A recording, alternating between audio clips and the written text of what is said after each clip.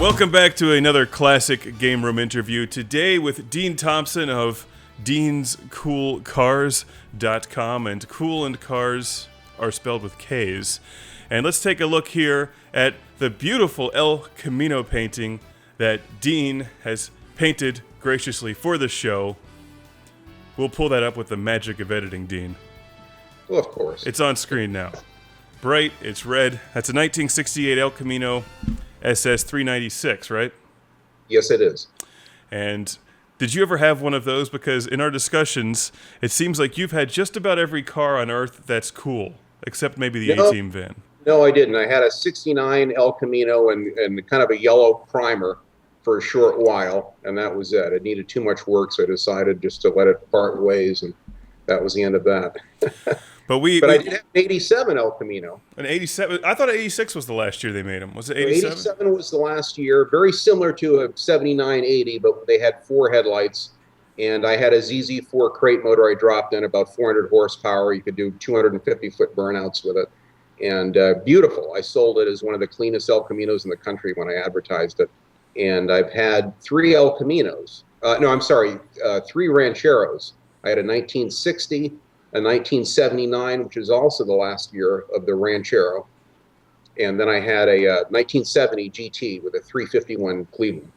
I'm in awe of your car collection, or at least your past car collection, because it seems like you move through them. But let me give you guys a little backstory on Dean. You started watching the show, and while people are familiar, I think very familiar these days with our friend Mohammed in Qatar, who has donated piles of video games and some awesome game consoles, Dean has donated piles of cars.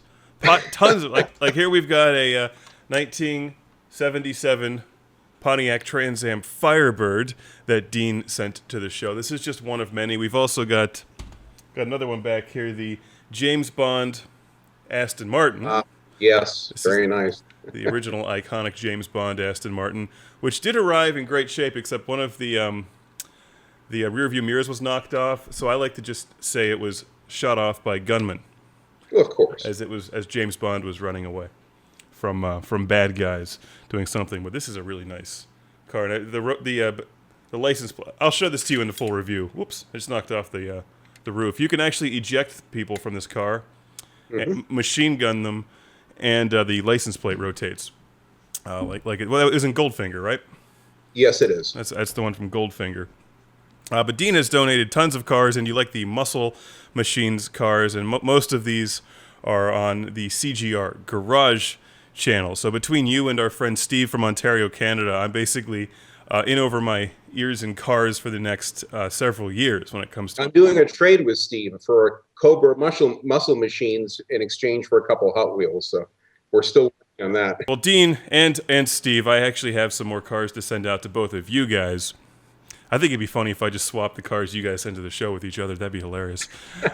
But I always end up with a bunch in my collection as well that I think you guys will enjoy. Like, what do you have there? The 1980s Camaro, right? The Hot Wheels. Yeah, I love this. This is one of my favorites. This arrived just in time for Christmas. I thought my Christmas was complete with my new PS3. This made it even more so. So thank you very much for this. Oh, you're welcome. Many other very tubular cars that you sent. I appreciate it. Well, that's very small compared to the giant painting that you sent to the show. Let's take another look at this painting, because this is what you actually do. You are a professional artist, and are you a professional car collector, or is that more of a hobby?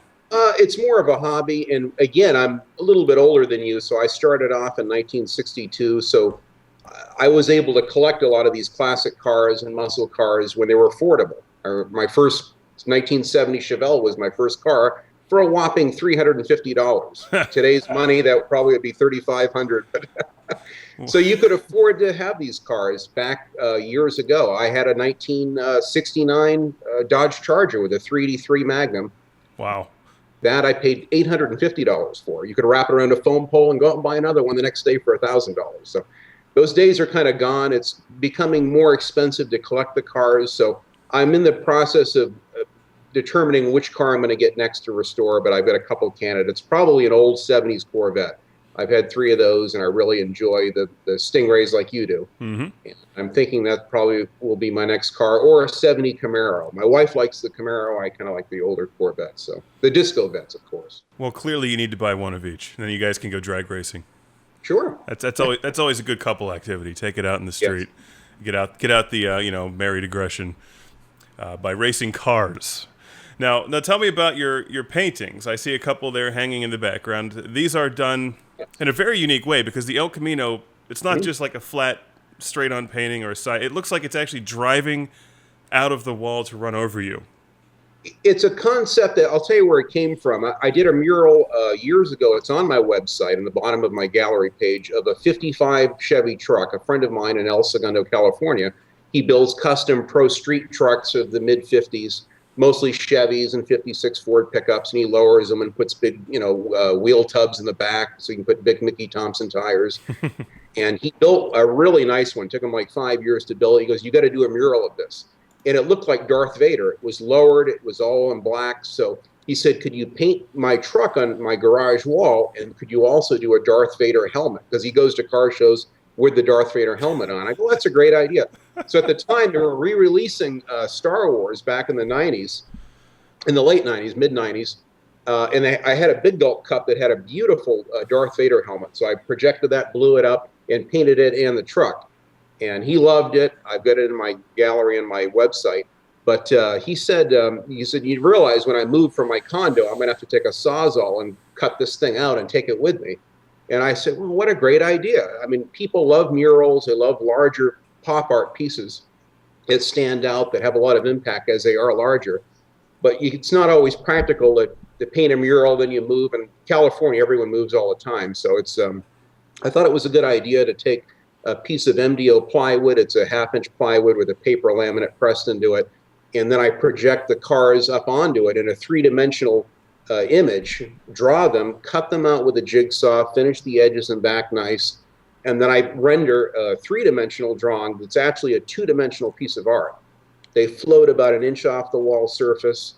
When you put track lighting in front of them, it comes down, creates a nice kind of a natural shadow behind it, so it looks like it's coming right out of the wall.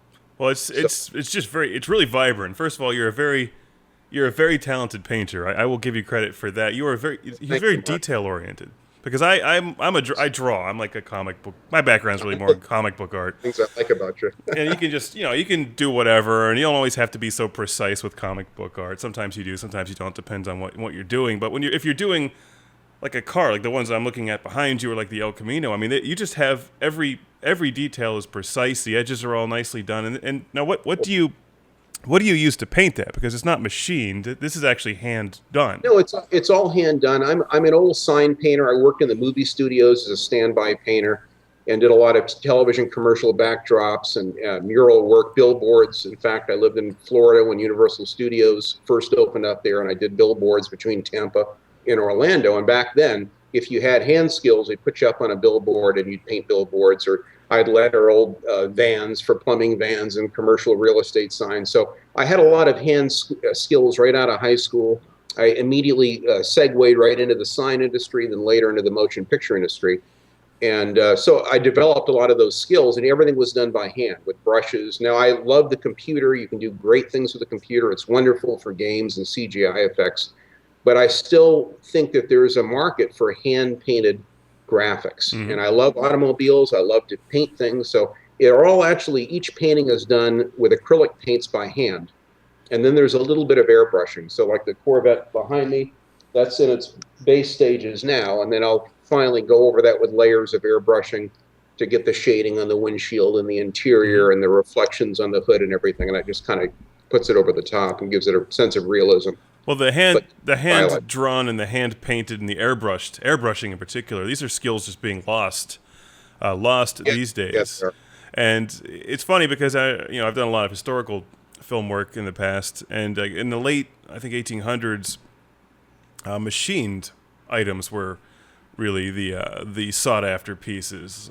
For instance, if you went to Henry Clay Frick's house, who was a big industrialist here in Pittsburgh, they have a lot of machine made tapestries, and those were what people wanted back then because they were made by machines. But now that it's sort of flipping. You want things that are done by hand, and by Exactly. real artists instead of machines and computers. In fact, that's a huge complaint amongst the pinball industry these days, is that all the new machines are essentially photoshopped, usually with graphics from the movies and stuff, and they don't.